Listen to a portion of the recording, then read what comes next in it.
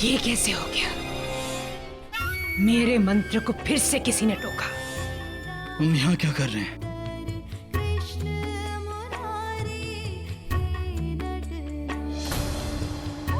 क्या हुआ शहंशाह?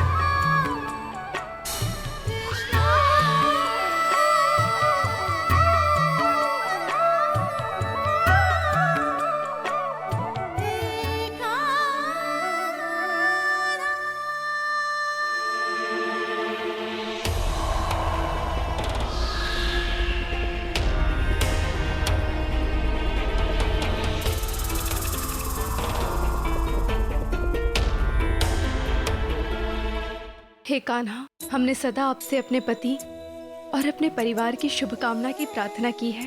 सब पर अपनी कृपा दृष्टि सदा बनाए रखना कान्हा। मोती, अब हम शहंशाह के कक्ष में जा रहे हैं। उनका स्वास्थ्य कुछ ठीक नहीं है। हमने आराम को सुला दिया है और अब तुम भी जाकर विश्राम करो। ठीक है।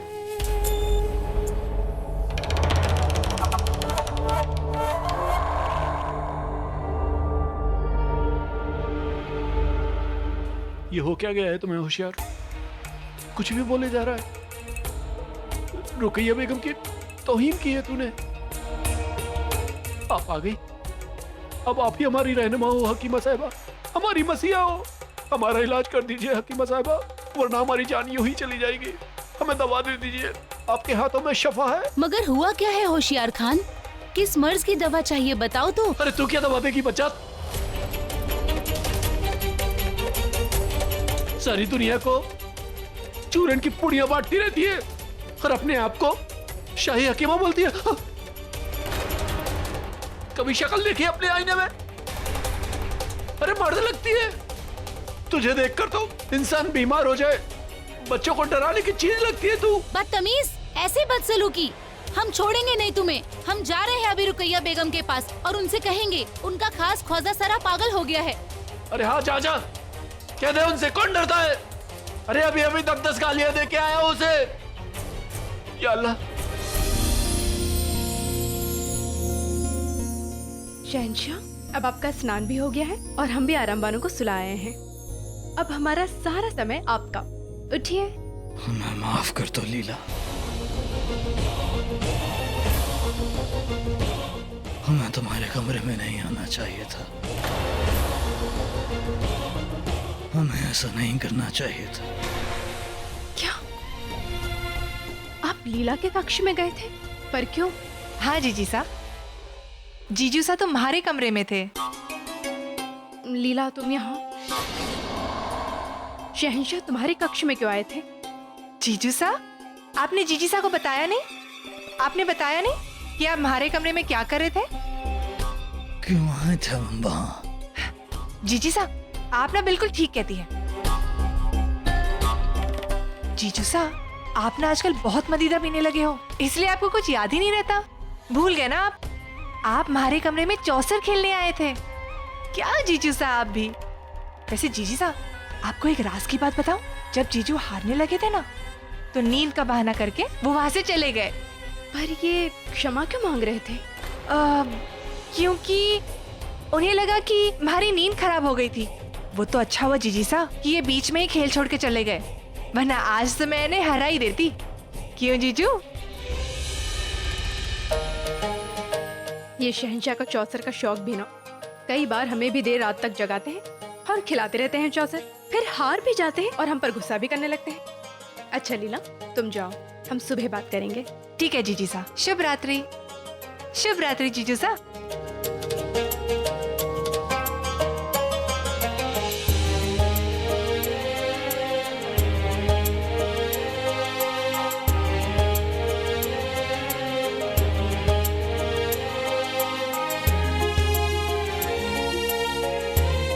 शहंशाह, यदि आपकी इच्छा हो तो दिन रात हम आपके साथ चौसर खेल सकते हैं। परंतु इस बातें किसी को तंग ना किया कीजिए।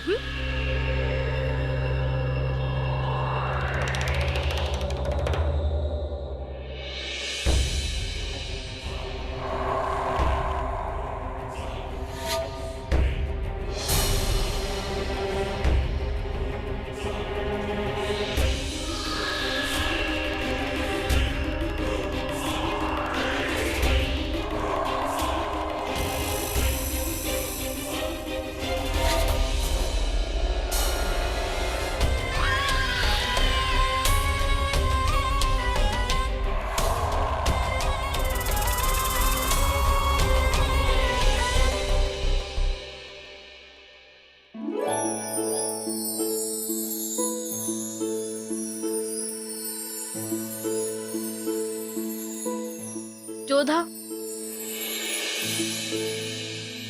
क्या हो मोती, तुम इतनी उद्विग्न क्यों दिख रही हो? कान्हा जी की मूर्ति अपने स्थान पर नहीं है। क्या?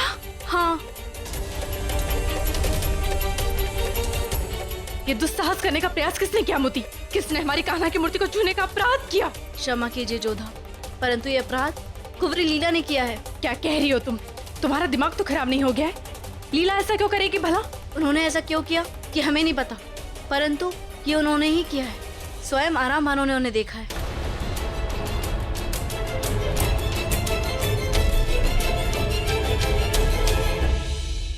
बेटा राम, मोती ने हमें बताया कि आपने लीला मासी को यहाँ से कान्हा की मूर्ति हटवाते हुए देखा था। क्या ये सच है? हाँ मीजान, रिया मौसी ने मूर्ति हटाई थी। कब? हम सो रहे थे तब रिया मौसी कमरे में आई थी। एक कपड़े से इस मूर्ति को ढक दो और इन्हें यहाँ से ले जाओ।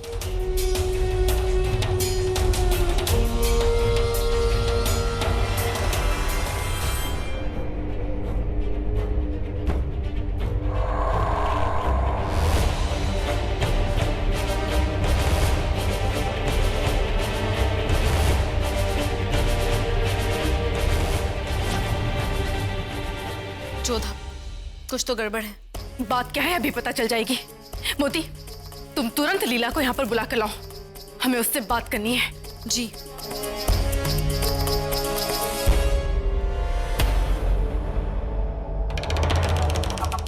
तो तुमने वो मूर्ति बाहर रखवा दी? तो क्या करती माँ?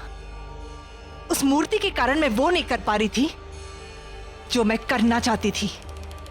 उस मूर्ति के प्रभाव से हमारा हर टोटका असफल होता जा रहा था, लेकिन अब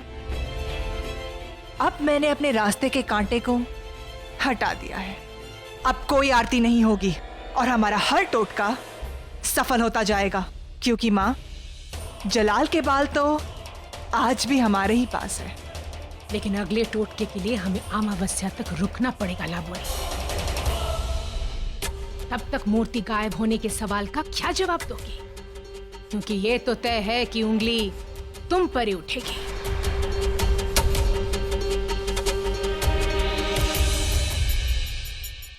जोधा बेगम ने आपको बुलाया है। तुम जाओ और उनसे कहना कि हम आ रहे हैं।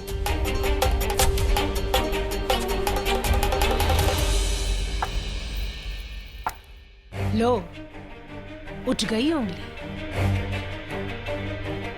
अब तुम कैसे बचोगी लाबोनी? तुम भूल गई हो माँ, मैं लाबोनी नहीं, लीला हूँ। जोधा।